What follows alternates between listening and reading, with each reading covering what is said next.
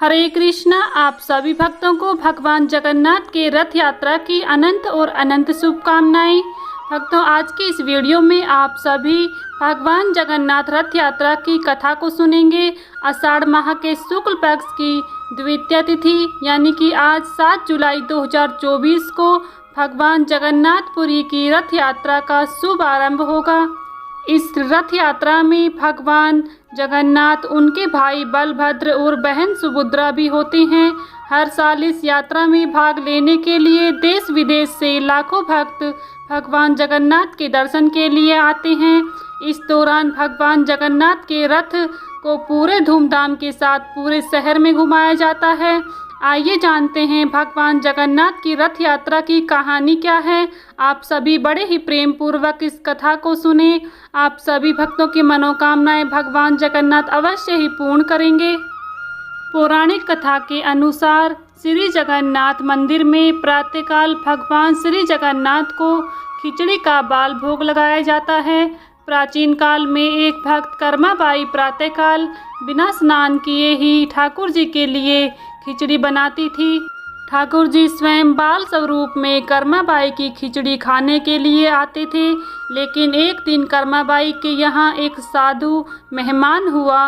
उसने जब देखा कि कर्माबाई बिना स्नान किए ही खिचड़ी बनाकर ठाकुर जी को भोग लगा देती है, तो उसने उन्हें ऐसा करने से मना किया और ठाकुर जी का भोग बनाने व अर्पित करने के कुछ विशेष नियम बताए। अगले दिन कर्माबाई ने इन नियमों के अनुसार ठाकुर जी के लिए खिचड़ी बनाई, जिससे उन्हें देर हो गई और वे बहुत दुखी हुई कि आज मेरा ठाकुर भूखा है। ठाकुर जी जब उनकी खिचड़ी खाने आए तभी मंदिर में दोपहर के भोग का समय हो गया और ठाकुर जी झूठे मुँह ही मंदिर में पहुंच गए। वहां पुजारियों ने देखा कि ठाकुर जी के मुख पर खिचड़ी लगी हुई है। तब पूछने पर ठाकुर जी ने सारी कथा उन्हें बताई। जब यह बात साधु को पता चली तो वह बहुत पछताया और उसने कर्माबाई से क्षमा याचना करते हुए उसे पूर्व की तरह बिना स्नान किए ही ठाकुर जी के लिए खिचड़ी बनाकर ठाकुर जी को खिलाने को कहा। आज भी पुरी के जगन्नाथ मंदिर में प्रातःकाल बाल भोग में खिचड़ी का ही भोग लगाया जाता है। मान्यता है कि यह कर्माबाई की ही खिचड़ी है। और इस साल 7 जुलाई से पुरी जगन्नाथ रथ यात्रा शुरू हो रही है। हर साल आषाढ़ महीने में ओडिशा के पुरी में स्थित भगवान जगन्नाथ मंदिर से भव्य शोभा रथ यात्रा निकाली जाती है। जगन्नाथ रथ यात्रा में भगवान जगन्नाथ यानी कि श्री कृष्ण, उनके भाई बलभद्र और बहन सुभद्रा को सुंदर वस्त्रों में सुशोभित करके रथ यात्रा निकाली जाती है।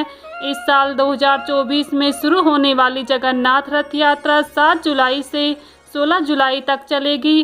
पूरी जगन्नाथ रथ यात्रा का इतिहास बहुत ही प्राचीन है। आइए जानते हैं इसके पीछे का महत्व और खास बातों के बारे में। हर वैष्णव भक्त को इन सभी बातों के बारे में जानना चाहिए।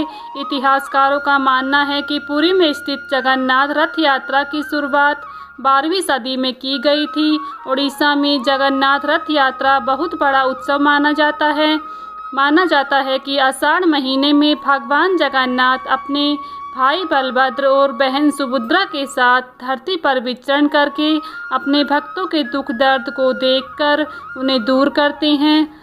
पुरी में हर साल निकलने वाली जगन्नाथ रथ यात्रा से एक पौराणिक कहानी भी जुड़ी हुई है। पद्म पुराण के अनुसार एक बार भगवान जगन्नाथ की बहन सुभद्रा ने अपने प्रिय भाई से नगर देखने की इच्छा जताई। तब जगन्नाथ भगवान ने अपने बड़े भाई बलभद्र और लाडली छोटी बहन सुभद्रा को रथ पर बैठाया और नगर देखने के लिए निकल पड़े। यह घटना आषाढ़ महीने में हुई थी। इसी समय के दौरान भगवान जगन्नाथ, बलभद्र जी और सुभद्रा जी भी अपनी मौसी के घर गुड़ीचा भी गए थे। अपनी मौसी के घर इन तीनों से 7 दिनों तक ठहरकर विश्राम किया था। मान्यता है कि जो भी भक्त भगवान जगन्नाथ की रथ यात्रा में शामिल होता है उसके जीवन में सभी दुख दर्द खत्म हो जाते हैं। साथ ही भूल से हुए अपराधों के लिए भक्त क्षमा मांगकर अपने जीवन का नया अध्याय भी शुरू करते हैं। भगवान जगन्नाथ के दर्शन के बाद भक्तों को सुख शांति के साथ अपना जीवन जीने के बाद मोक्ष की प्राप्ति होती है। आप भी अगर पुरी में होने वाली भगवान जगन्नाथ रथ यात्रा में शामिल होना चाहते हैं तो इस साल आप भी पुरी यात्रा के लिए प्लानिंग बना सकते हैं।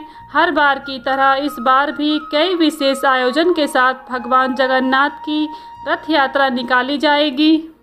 पुनः एक बार फिर से आप सभी को भगवान जगन्नाथ की रथ यात्रा की अनंत और अनंत शुभकामनाएं। आप सभी भक्तों पर भगवान जगन्नाथ की कृपा सदा सर्वदा बनी रहे। आज की वीडियो अगर आप सभी को पसंद आई है तो प्लीज़ वीडियो को लाइक करें।